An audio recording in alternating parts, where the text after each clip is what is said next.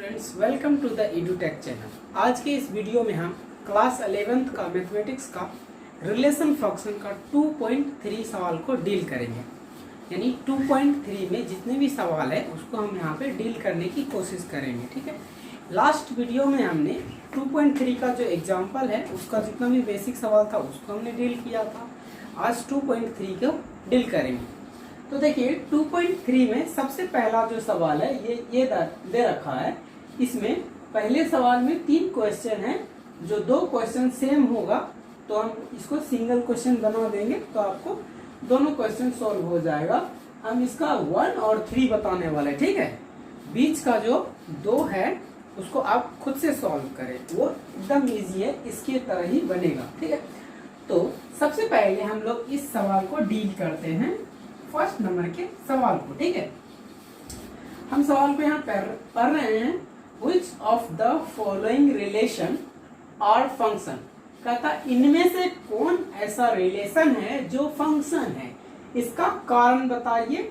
If it is a function determine domain and range, कहता है ये 3 को जो देखिए नीचे में 3 को जो ये दे रखा होगा, यानी कि कार्टेशियन प्रोडक्ट, इस रिलेशन में कौन सा रिलेशन फंक्शन है इसको हमको मालूम करना है, इसको कारण भी बताना है इसका। ठीक है, अगर फंक्शन है तो इसका डोमेन और रेंज निकालना। ठीक है, सबसे पहले देख लीजिए यहाँ पे एक वेन डायग्राम से हम लोग देख लेते हैं। वेन डायग्राम बहुत ही इजी मेथड है। जितने भी पहले क्रॉसपोंडिंग एलिमेंट है, यानी फर्स्ट क्रॉसपोंडिंग एलिमेंट है, उसको यहाँ पे लिख दो। 5, 8, 11, 14, 17। ठीक है, इसमें 1 रहा है। तो देखिए अब सबका हम लोग रिलेशन लगा रहे हैं। 2 का इमेज 1 के साथ, 5 का भी 1 के साथ, 8 ये सारे का जो है 1 के साथ आ रहा है। ठीक है, तो इसको देखिए अब हम लोग इसको लिख सकते हैं। All the elements of domain set have unique image in range set. ठीक है, देखिए all the elements of domain set have unique image in range set।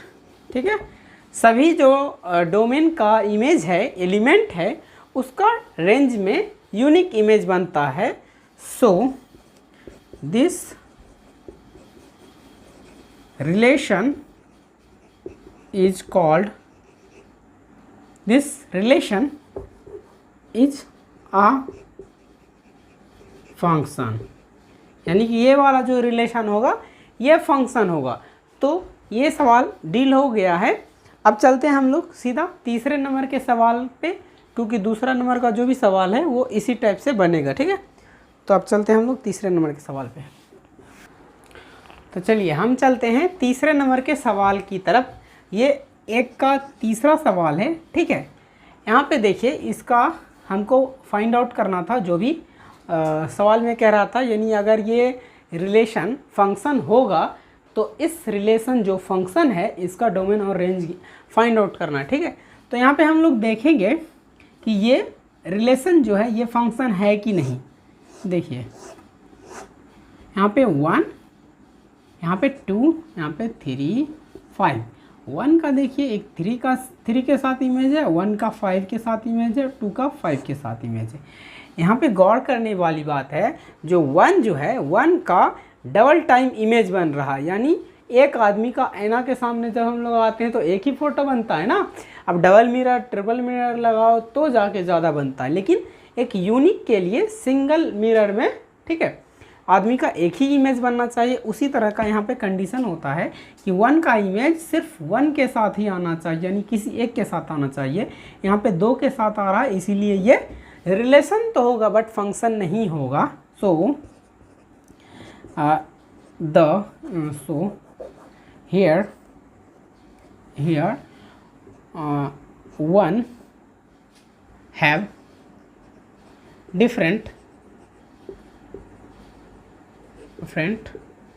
two image image in range set, ठीक है। 1 का 2 इमेज है range set में, so this is relation but not a function, ठीक है। ये रिलेशन तो होगा बट फंक्शन नहीं होगा। अगर फंक्शन नहीं हुआ है तो इसको हमको डोमेन और रेंज फाइंड आउट नहीं करनी है। पहले सवाल में देखिए हमने डील किया था तो उसमें डोमेन और रेंज छूट गया था, ठीक है। मान लीजिए कुछ भी हुआ हो वहाँ पे रिलेशन इन 2 3 1 4 6 7 9 10 यानी ऐसा कुछ भी आया हो तो डोमेन निकालने के लिए हम लोग क्या करते हैं, जितना भी पहला टर्म है सबको डोमेन में लिख लो। Domain is equal to 2 1 6 9। इसी तरह से 1 नंबर के सवाल को बनाइएगा, ठीक है। रेंज इजकल टू जितने भी सेकंड नंबर का है उसको मिलाइएगा। देखिए 3 4 6 10, ठीक है। इस तरह से फर्स्ट नंबर के डोमेन और रेंज आप निकाल सकते हैं। तो अब हम चलते हैं सेकंड नंबर के सवाल की तरफ। सेकंड नंबर सवाल में क्या कह रहा अब हम उसको देखेंगे, ठीक है। अब इसको स्क्रीनशॉट करें। तो चलो बच्चों अब हम आते हैं दूसरे नंबर सवाल की तरफ। दूसरे नंबर सवाल में क्या कह रहा है, what is domain and range of the real function. यानी कि एक रियल फंक्शन दे रखा है, ये जो x है रियल फंक्शन है, इसमें हमको डोमेन और रेंज फाइंड आउट करनी है ना। Solution given that x is a real number. So basically हमको इनपुट जो मिला है वो रियल नंबर मिल गया है, इसीलिए यहाँ पे हम कह सकते हैं डोमेन जो होगा ये r होगा, ठीक है।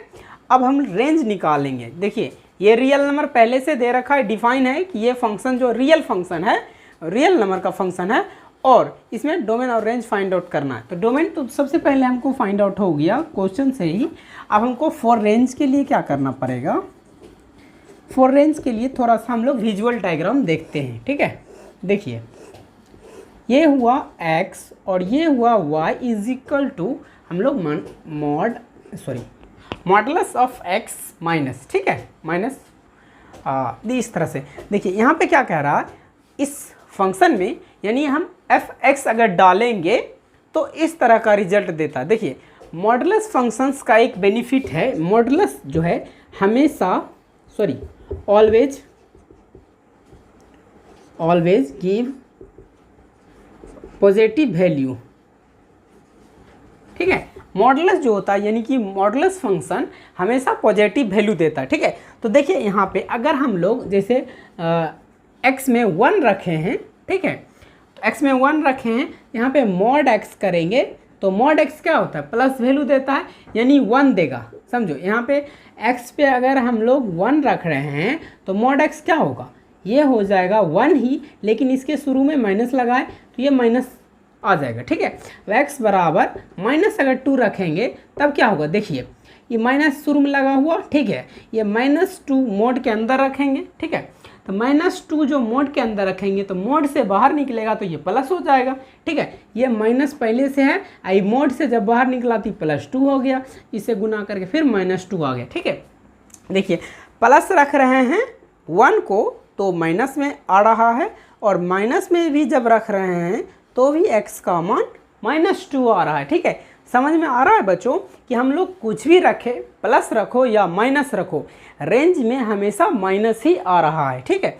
देखिए यहाँ पे 1 -1 2 -2 x कुछ भी रखो तो यहाँ पे सब माइनस में आएगा, यानी ये -1 ये -1 -2 -x ऐसा आएगा, ठीक है। समझ रहे हो, यहाँ पे करके बताया गया है। जैसे 1 रखते हैं, 1 का मॉडुलस जो होता है +1 होता है, ठीक है। अब मॉडुलस के सामने माइनस लगा है, +1 तो आ गया है लेकिन इस माइनस के गुना होने से -1 आ गया, ठीक है। अब -1 को मॉडुलस में घुसा के रखेंगे, देखो यहाँ पे देखो x -1 x की जगह पर रखो मोड x, ठीक है। अब जब -1 मोड में है, मोड को हटाएंगे तो -1 जो है प्लस में आ जाएगा, पर फिर भी यहाँ पे माइनस लगा हुआ है तो ये माइनस में ही चला जाएगा। तो देखिए जितना भी हम लोग इनपुट डाल रहे हैं वहाँ पे देखिए माइनस में ही आ रहा है, इसीलिए हमको रेंज जो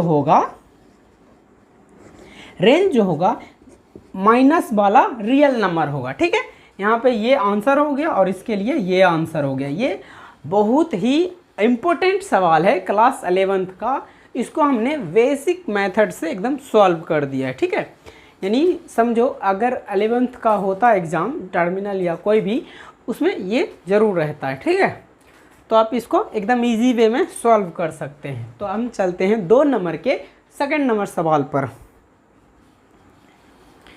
तो बच्चों अब हम चलते हैं सेकंड नंबर का 2 नंबर का जो सेकंड नंबर सवाल है उसको हम लोग डील करते हैं। ये जो इससे पहले जो सवाल बताए थे वो भी बहुत वेरी इंपॉर्टेंट है और ये भी बहुत वेरी इंपॉर्टेंट है। ठीक है, तो हम इसको सॉल्व करते हैं। जब इसको सवाल को आप लोग पढ़िएगा बुक में तो ऐसा दिया हुआ है कि x जो है एक रियल फंक्शन है। ठीक है, गिवन दैट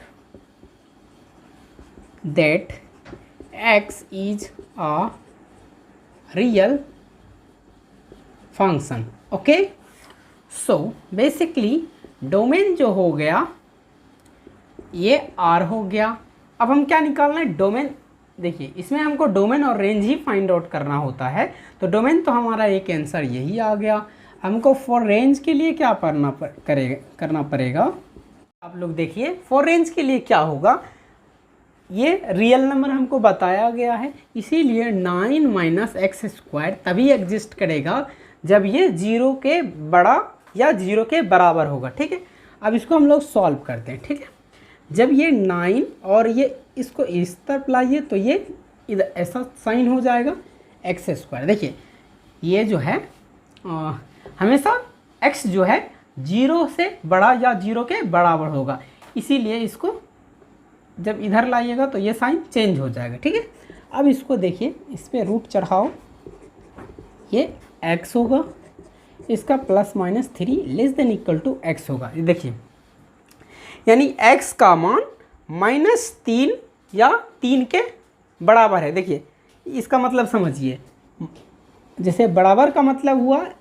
x जो है या तो -3 होगा या 3 होगा। अब लेस देन का मतलब समझिए, x जो है -3 से छोटा होगा और +3 से भी छोटा होगा। तो ये कंडीशन जो बनेगा, कंडीशन कुछ इस तरह से बनेगा कि -3 और 3 क्लोज इंटरवल में आएगा, क्योंकि ये बराबर में हम लोग पढ़ा चुके हैं आपको कि बराबर जब साइन आता है तो वो क्लोज इंटरवल में आता है। तो डोमेन हमारा ये आ गया, रेंज हमारा ये आ गया। ये बहुत इंपॉर्टेंट सवाल है क्लास 11th में, जिस हिसाब से थ्योरी दिया गया है। 2 ही सवाल जो है जो इससे पहले बताए थे और यही दोनों सवाल बहुत अच्छा लेवल का है। ठीक है, तो आप इसको बहुत ही आसान मेथड से हम बना दिए हैं, तो इसको आप ज़रूर 2-3 बार प्रैक्टिस करें, ये बोर्ड में आने का बहुत सारा चांसेस है इसका। ठीक है, अब हम चलते हैं तीसरे नंबर के सवाल की तरफ। ठीक है,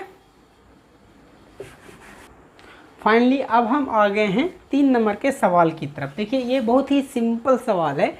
ठीक है, a function f is defined by fx is equal to 2x - 5, यानी कि इस मशीन पे समझो fx जो है डिफाइन हो रहा है। ठीक है, अब हम कहता है इसका मान निकालने के लिए एकदम सिंपल है। देखो fx है, यहाँ पर देखो fx यानी जो ब्रैकेट है उसमें x है, तब क्या होता है 2x - 5।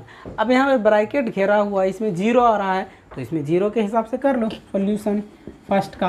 अगर fx इज इक्वल टू 0 है, सॉरी 2x - 5 है, अब हमको 0 निकालना है तो 0 रख दो, 2 गुना 0 - 5, x के जगह पर 0 आया है यहाँ पे, तो यहाँ पे भी x की जगह पे 0 आ गया, तो -5 आंसर। क्या कितना आसान है। इस तरह से ये दोनों भी बनेगा और 4 नंबर का सवाल भी इसी तरह से बनेगा। तो बच्चों आज की क्लास में हम इतना ही पढ़ते हैं। 2.3 का 4 नंबर सवाल तक कंप्लीट हो गया। अगले वीडियो में हम उसके आगे पढ़ेंगे।